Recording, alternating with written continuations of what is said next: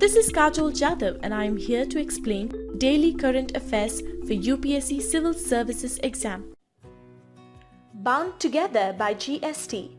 1 year on, GST regime has advanced cooperative federalism, helped unify India economically. How cooperative federalism is being promoted by GST? After 1 year of implementation, what are the challenges ahead of GST Council? GS Paper 3, Indian Economy. In this video, you can find detailed answers for all the above questions. The above article has been retrieved from indianexpress.com, dated June 30th, 2018. What we are providing here is just a 10% sample out of the full-length video. Visit our website iasvideos.com to join the course and to unlock all videos. We offer this pen drive course cash on delivery on Amazon.in too. Amazon will deliver our course to your doorstep. What is the context about? Before the onset of GST, the indirect tax scene in India was fairly chaotic. It was one nation, many taxes. The pre-GST indirect tax scenario mimicked the political scenario just after independence before the consolidation of the Indian Union by Sardar Patel. This diversity in tax practices across the country was perhaps the biggest stumbling block in the economic unification of India. A common and uniform indirect tax code across the country with 37 different tax jurisdictions, 16 different tax levies and 15 kinds of cesses or surcharges under 8 different constitutional entries called for a grand unification across legal frameworks, IT systems and tax administration systems. How cooperative federalism is being promoted by GST. Harmonization of GST laws across the country.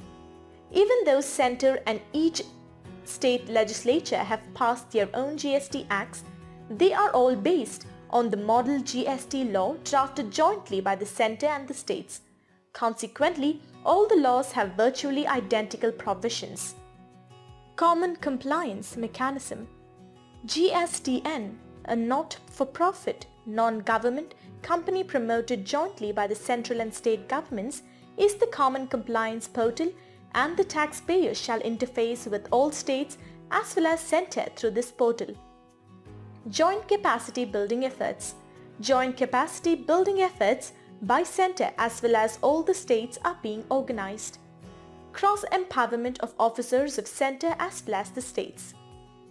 Though GST will be jointly administered by centre and the state for ensuring ease of doing business, but the individual taxpayer will have a single interface with only one tax authority, either centre or state.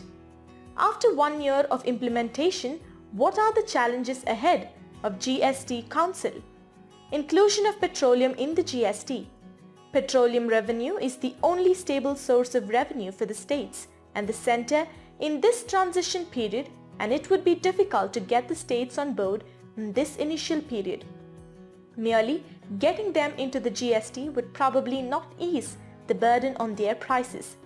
They have to add a top-up levy for revenue purposes and for discouraging consumption of these demerit goods. Real estate too is a relatively secure and stable source of revenue left with the states in the immediate post-GST era, and the states would be wary of the possible fallout of extending GST to the sector. Another major challenge would be to devise a mechanism for early settlement of the IGST being collected.